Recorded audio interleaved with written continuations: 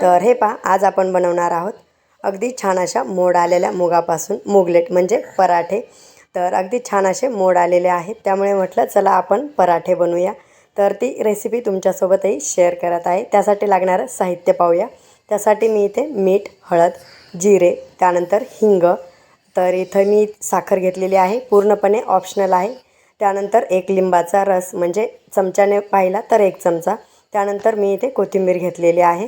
तर तुम्ही कोथिंबीरऐवजी इथे पालक किंवा मेथीचे अगदी पानं काढूनही वापरू शकता। त्यानंतर मी इथे चवीनुसार हिरवी मिरची आणि 1 गड्डी लसूण घेतलेला आहे। त्यानंतर मी इथे चाट मसाला घेतलेला आहे, तो अर्धा चमचा आपण वापरणार आहोत। चाट मसाल्याने पराठ्याला खूप छान अशी चव येते।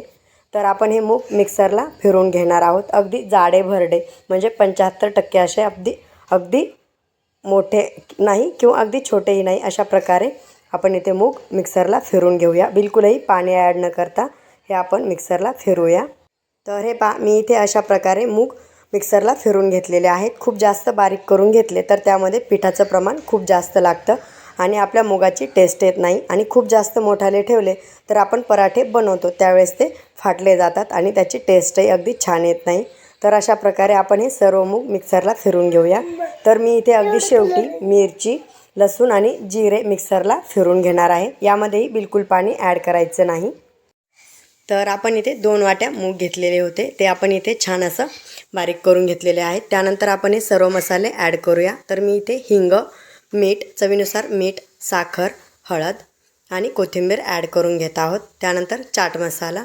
तर मी इथे 2 वाट्या मूग घेतलेले असल्यामुळे मी याच वाटीने मूग घेतलेले आहेत, याच वाटीने मी 1 वाटी एवढं गव्हाचं पीठ ॲड केलेलं आहे।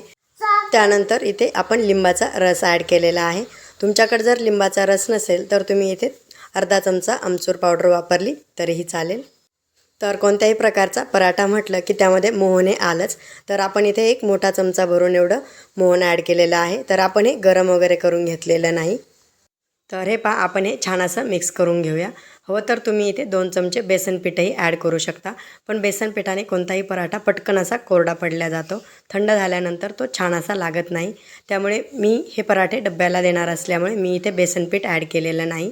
तर तुम्हाला इथे गव्हाचं पीठ थोडंफार कमी जास्त लागू शकतं, कारण आपण जेव्हा मूग हे खूप जास्त बारीक करतो त्यावेळेस पीठ जास्त लागतं आणि खूप जास्त जाडे भरडे ठेवतो त्यावेळेस पीठ कमी लागतं।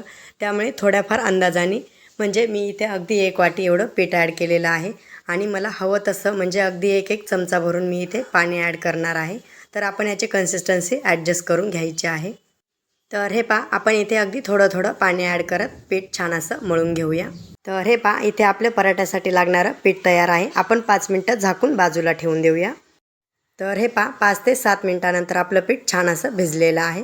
तर आपण याचे छोटे छोटे असे उंडे तयार करून घेऊया। तर तुम्हाला हव्या त्या आकारात तुम्ही छोटे किंवा मोठे इथे उंडे तयार करून घेऊ शकता, पण आपण हे थोडंसं असं जाडं भरडं दळलेलं असल्यामुळे खूप जास्त असा मोठा पराठा आपण इथे बनवणार नाही आहोत, अगदी छोटे आपण इथे पराठे बनवून घेणार आहोत। तर आपण इथे पराठे तयार करून घेऊया। तर आपण इथे मूग मिक्सरला थोडेसे जाडे भरडे असे दळून घेतलेले असल्यामुळे खूप जास्त असे पातळ पराठे बनवायचे नाही, थोडेसे जाडच ठेवायचे आहे आणि भाजून घेताना अगदी मीडियम गॅसवर भाजून घ्यायचे आहेत। तर हे पहा, मी इथे अशा प्रकारे पराठा लाटून घेतलेला आहे। त्यानंतर आपण इथे गॅसवर पॅन ठेवलेला आहे। तर मी इथे नॉनस्टिक पॅनवर पराठा भाजून घेणार आहे। सुरुवातीला मी इथे तूप लावून घेतलेलं आहे, हवं तर तुम्ही इथे तेलही लावून घेऊ शकता। तर तुपामध्ये पराठे खूप छान असे खरपूस लागतात, त्यामुळे मी इथे तूप वापरणार आहे। तर हे पहा, आपण इथे पराठा भाजून घेऊया। मी खाली तूप टाकलेलं असल्यामुळे अगदी छान असा पराठ्याला आपल्या कलर आलेला आहे। तर अगदी मीडियम गॅसवर आपण पराठे छान असे भाजून घेऊया। तर तुम्ही पाहू शकता आपल्या या पराठ्याला दोन्ही साईडने किती छान असा कलर आलेला आहे आणि अगदी खरपूस असा पराठा भाजलेला आहे। तर अशाच प्रकारे आपण इथे आणखी पराठे तयार करून घेऊया। तर हे पहा, आपले इथे पराठे बनवून तयार आहेत। तुम्ही पाहू शकता अगदी छान असे मोड आलेले मुगापासून पराठे आपण बनवलेले आहेत। तर डब्याला असो किंवा पटकन असा बनवायचा नाश्ता, तर आपण हे पटकन असे बनवू शकतो। तर सोबतच मी इथे काकडीचा रायता बनवलेला आहे। त्याचबरोबर तुम्ही इथे टोमॅटो केचपसोबत किंवा अगदी साधं घरचा लोणच्यासोबतही पराठा सर्व करू शकता। तर तुम्हाला आपली ही मुगाचा पराठ्याची रेसिपी कशी वाटली ते कमेंट करून नक्की सांगा. आणि हो, आपल्या चॅनलला लाईक करा, शेअर करा आणि चॅनलला सबस्क्राईब करायला विसरू नका. त्याचबरोबर बेल आयकॉनही क्लिक करा म्हणजे सर्वात पहिले आपले व्हिडिओचे अपडेट तुम्हाला मिळतील. थँक्यू.